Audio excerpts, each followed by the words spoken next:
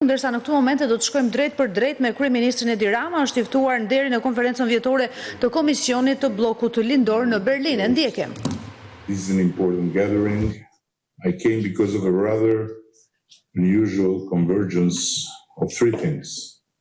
The city where we meet, the moment in which we meet, and the subject I was asked to address.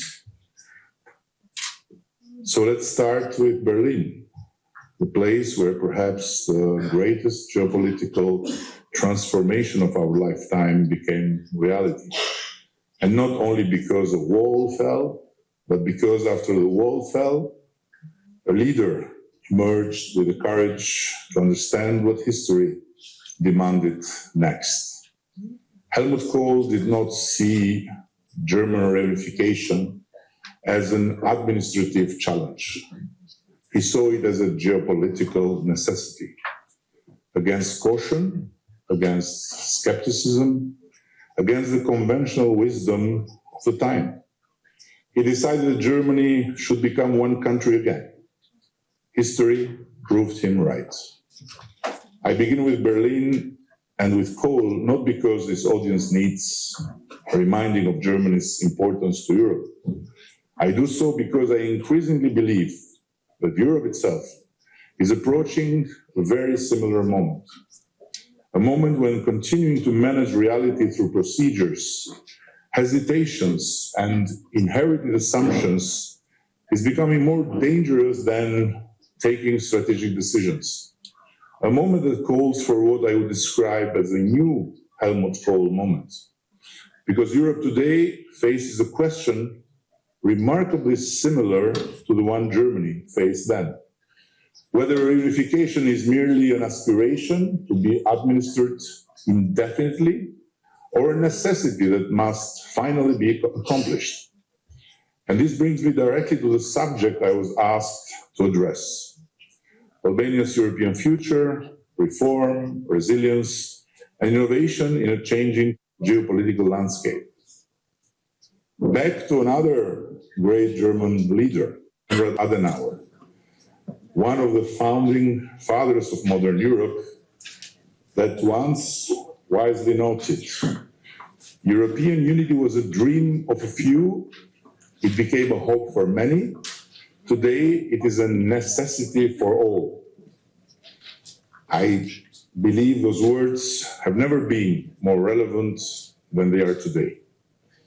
Because we meet at a time when the rules-based international order is under severe pressure, war has returned to Europe, strategic competition has become global, technology is not only transforming economies, political systems and societies at a speed never witnessed before, but is also transforming the very way we relate to one another and experience everyday life.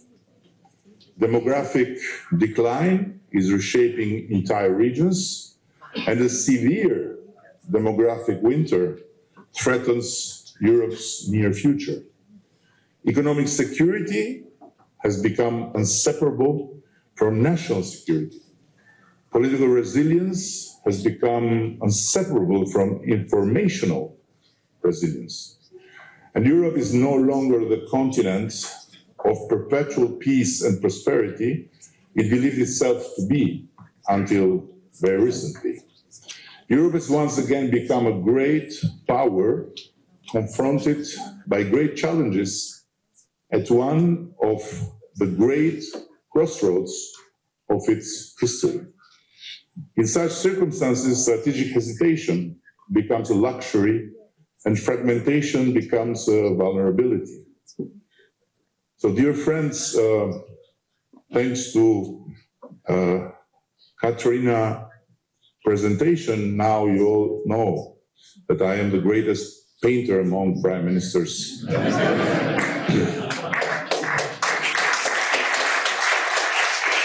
I would dare say among chancellors too, but it does not take a great painter, frankly, to see that what is left out of a composition often reveals more than what is put in. A few months ago, the European Council endorsed the most ambitious integration blueprint since Jacques Delors. One Europe, one market.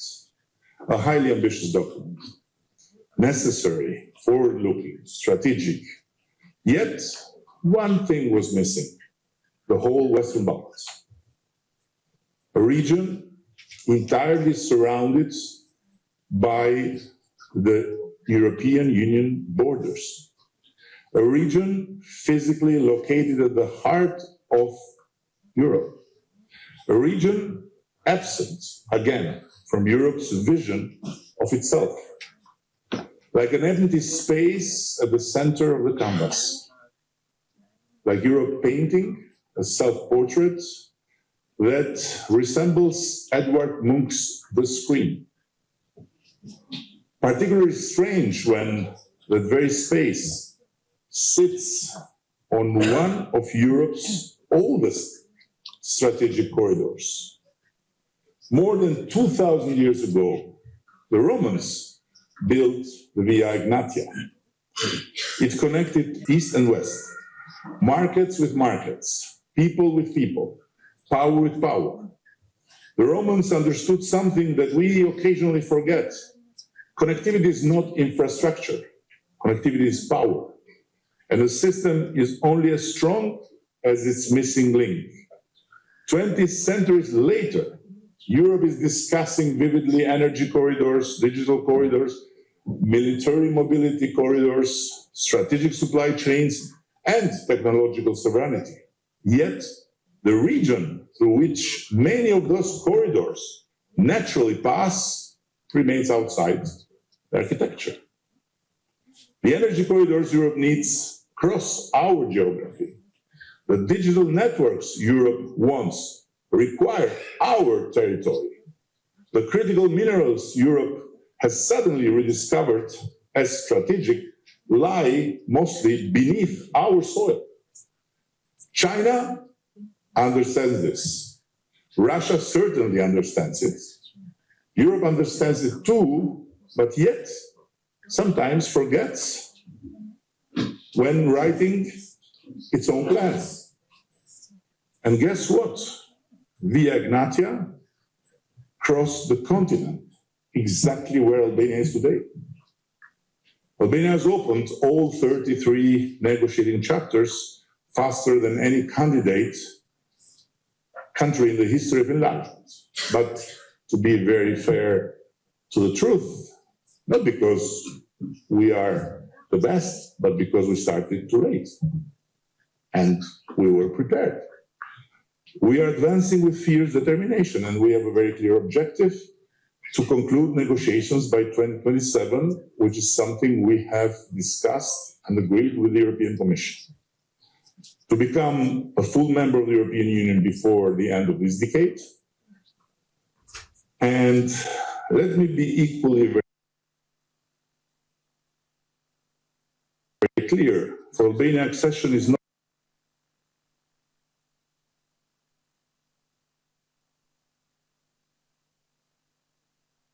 simply about entering a club. It's not about receiving funds. It's not about acquiring institutional ornaments. It is about transforming our state, our institutions, and our way of thinking, and completing the most profound democratic transformation in our national history.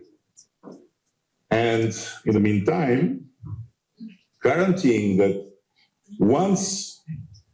for once in our history, we are where the people want to be, and not where history decided for us to be. I've been among the first voices from our region to advocate the abundant benefits of gradual integration. But gradual integration cannot become perpetual postponement.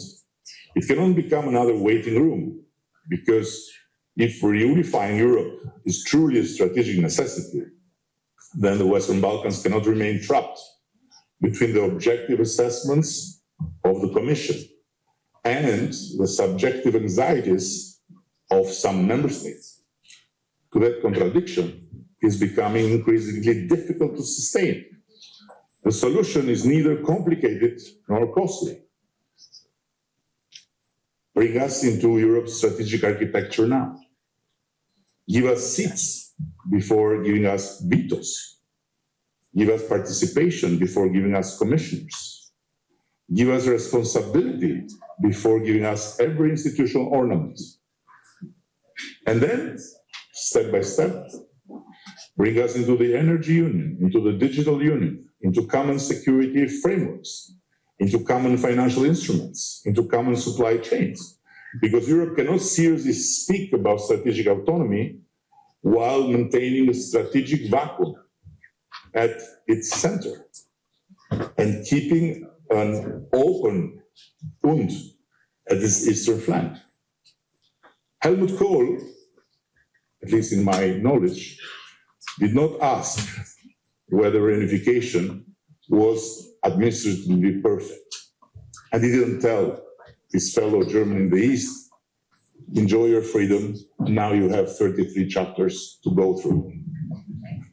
He asked what leaders asked, whether continued division was strategically acceptable.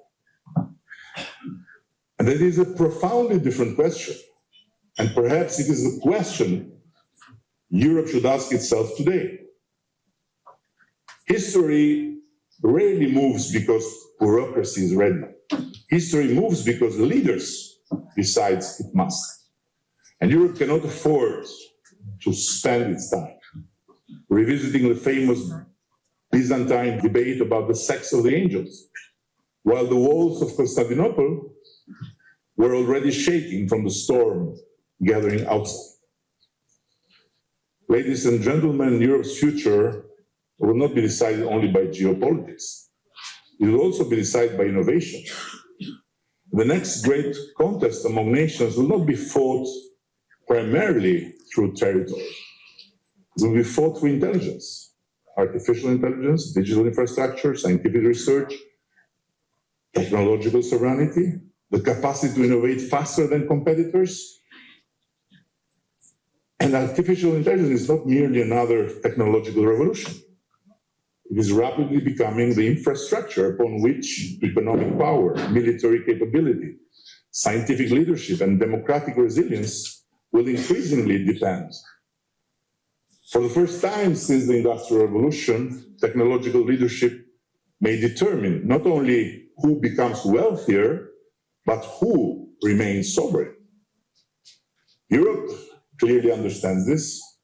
That is why it is increasingly important to speak about technological sovereignty. But sovereignty requires scale, and scale requires integration. No continent can seriously aspire to lead the AI revolution while voluntarily leaving millions of citizens, thousands of engineers, strategic geography, and untapped talent outside its innovation ecosystem. Europe cannot win the race of the 21st century with one hand tied behind its back. For its part, Albania, in its modest size, is pursuing a very ambitious digital transformation. We are redesigning public administration around technology. We have digitalized 95% of our public services. Reducing bureaucracy is our obsession.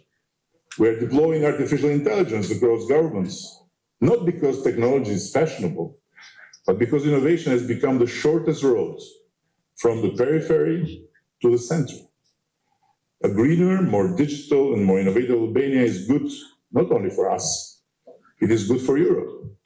Because Europe's competitiveness will increasingly depend on mobilizing all of its talent, all of its geography, and all of its potential. And the Western Balkans are not merely candidates for membership. We are contributors to Europe's future competitiveness. The sooner Europe begins to see enlargement, not as a concession, but as an investment, the stronger Europe itself will become. This brings me to what I consider increasingly one of the greatest challenges facing Europe. a challenge that is less visible than military threats, looks less dramatic than economic crisis, but potentially is just as dangerous, if not more dangerous. The corrosion of democracy itself. For decades, we assumed that more information would automatically produce better informed citizens. That assumption turned out to be wrong.